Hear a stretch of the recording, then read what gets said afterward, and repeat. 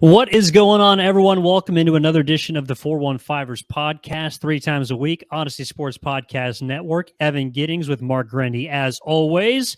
Merry Christmas, Marc. I see you're in the holiday mood. 'Tis the season. How we doing, man? I'm doing well. Yeah, if you're watching on YouTube, you see I got a Santa hat on right now. Recording this on Monday, day after Christmas, but still in the holiday spirit. Hope you had a good holiday time, Evan. I know I had a lot of fun as well, and I hope all of our listeners got to enjoy some time with their family and gather around the living room watching some Niner football in their 8th straight win. We got a lot to talk about, but it was a good weekend for 49er fans. Yeah, no, it was a great weekend for various sports fans for the most part. I mean, I'm rocking a Jordan Poole shirt. They won on Christmas Day.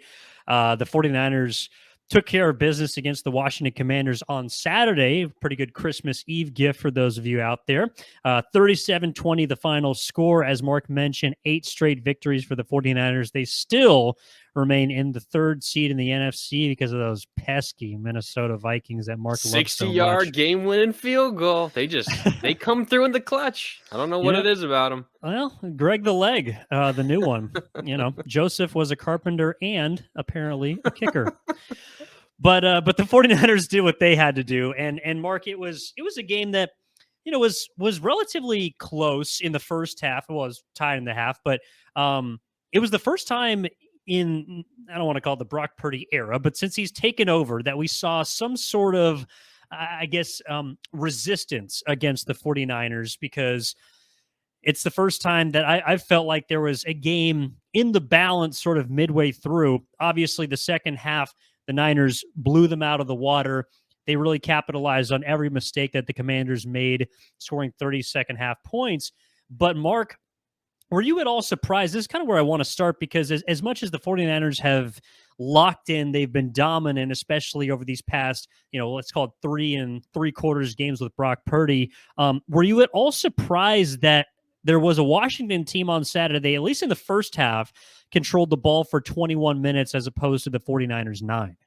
Well, that was always going to be the strategy for Washington. If they had any chance of winning this game, they were going to shrink the game. They needed long possessions, and they needed maybe to get some lucky stops with a 3 and out. Maybe they gave up 1 first down, then get the ball back. They needed to possess the ball, and it worked for them in the first half. But the issue is, against a Niner team like this, who isn't really going to break off too many 70-yard plays. We did see a Ray McLeod 71-yard touchdown run, which is rare. And then we ultimately did see a couple of long George Kittle touchdowns, which we'll certainly get to in a little bit.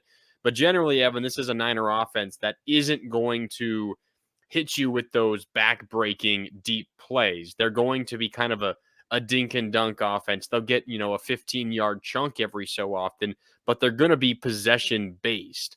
And as a result, it becomes hard if your strategy on the other side is just try to possess the ball. It's going to be difficult because that's the Niners' strength as well. I mean, we talked about it leading up to this episode. These are the top 2 teams in time of possession in the NFL. So the Commanders did a great job at that in the first half. And I think to answer your question, yeah, I was a little surprised, but considering how stark that difference was in the first half, you kind of look at that halftime box score and you think, all right, what might change in the second half? For me, it was those possession numbers. And ultimately, the Niners did have some big plays as well that maybe kept the possession battle on the Commanders' side just a little bit.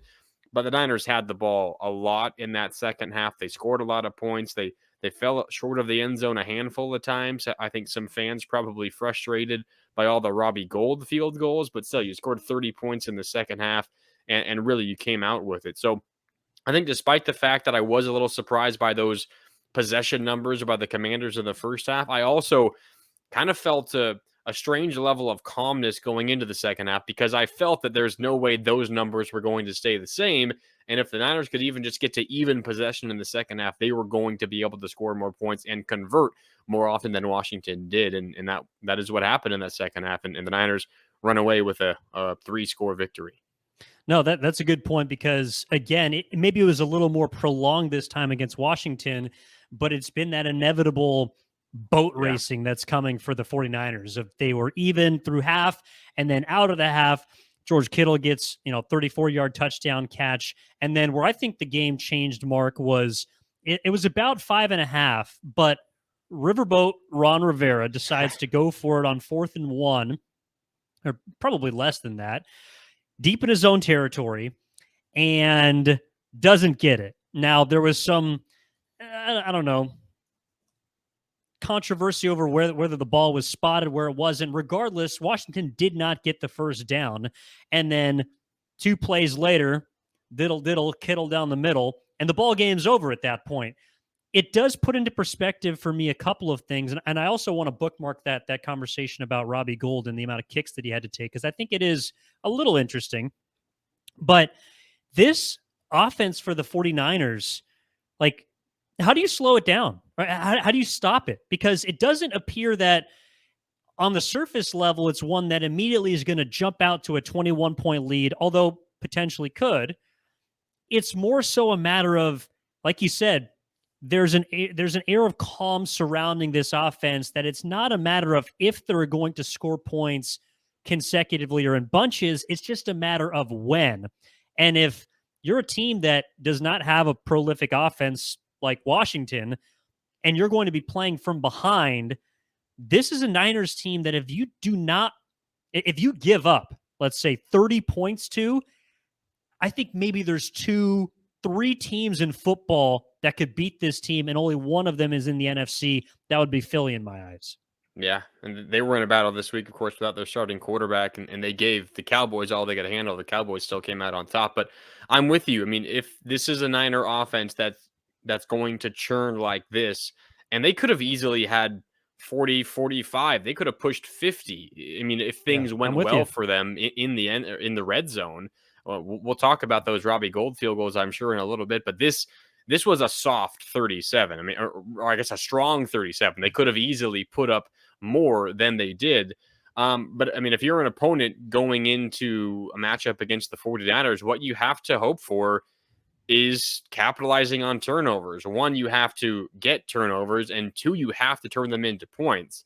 And considering that the Niners are still a run-first team, and Christian McCaffrey wasn't nearly as involved in this game, which we all expected, considering the fact that the Niners have the 3 seed at the very worst locked up, they're not going to risk injury to their superstars at this point of the season. The 2 seed would be nice, but it's not worth putting it all on the line at this point of the year. They're going to, lean away from Christian McCaffrey just a little bit, but still, even with that, they're still a run-first team. We saw some Tyrion Davis-Price get really his first run of his career in this one against the Commanders. But even with all of that, no matter who's back there in the backfield, they're even giving it to Ray McLeod without Deebo Samuel. He's taking some carries. The Niners are still a run-first team, which means your opportunities to intercept a Brock Purdy pass are, not as plentiful as if you're playing someone else. Now, he did throw 1 interception. It wasn't a perfect throw to Juwan Jennings, a little bit behind him, a little bit low. Juwan Jennings, though, unfortunately, while he's trying to catch it, just pops it up into the air perfectly into a Commander's chest that turns into an interception. Washington goes the other way. Not a great throw, but probably not a turnover-worthy throw as well, but still, ultimately, it ends in a turnover. But if you're Washington, you need to then go down, convert, and score, turn it into points. And then when the Niners are using their run game, you're going to have to punch a ball out. You're going to have to get a fumble. You're going to have to knock one away from Christian McCaffrey. Maybe it's a rare Jordan Mason or Tyrion Davis-Price carry. You got to knock it free. You have to get lucky with a bobbled snap by Brock Purdy. That's how good this offense is. We talked about it a lot all season long, Evan. After the trade for Christian McCaffrey, it is the best skill group in football. Whether it was Garoppolo, whether it was Purdy, whoever it is at quarterback does not change the fact that it is the best skill group in football. And in order to stop them, to slow them down, you need a bit of luck. You need to knock a ball free. You need to benefit from a bobble by the quarterback, a bad snap by the center. You need those things to go your way. And in the second half for the Commanders, they did not go their way, and that's why the Niners put up 30 second half points. No, and it takes me to the next part of the conversation about the offense, which in my mind, I told you a couple weeks ago I was starting to drink the Kool-Aid with Brock Purdy, and I might have had a couple more cups on Christmas Eve than I care to admit. But the offense looks more explosive than it has ever been this season. And I don't think that's a coincidence. Whether it's because Kyle Shanahan has more confidence in Brock Purdy or not, whether it's because they have been able to create more advantageous positions, they've played from ahead virtually the entire time Brock Purdy has been quarterbacking this team. But Brock Purdy has as many 25-yard plus touchdown throws this year as Patrick Mahomes. Now, that's mind-boggling to me. He's played 3 3/4 games, and the amount of wide open guys down the field, George Kittle being the biggest beneficiary this last weekend and the weekend before, who basically intercepted a touchdown pass from Ray McCloud on his first one. Like, Brock Purdy, he has demonstrated he can make some tight window passes, that he can extend plays, that he has enough awareness in the pocket to navigate successfully multiple reads. But when he delivers the football, these guys are running wide open for the 49ers to the point where they really are the Yak Bros. Like, they are getting yards after catch in bunches. And to do it, like, I didn't expect Washington to maybe keep up with the Niners offensively. That's not how they're built. And anytime you put a 30-point performance against the Commanders, you're probably going to win. But the thing about it is, I didn't expect the Niners to be able to move in the second half, slice through butter with a hot knife the way they did against this Washington team that, as we discussed, has been probably a top 5 unit to this point this season, and also got arguably its best defensive player back this week in Chase Young. Brock Purdy and that offense had its largest output of the season, and it was against Washington. I was impressed. I was blown away. And like we said earlier, it could have easily been more. I mean, they should have been in the 40s, considering all the field goals that they took.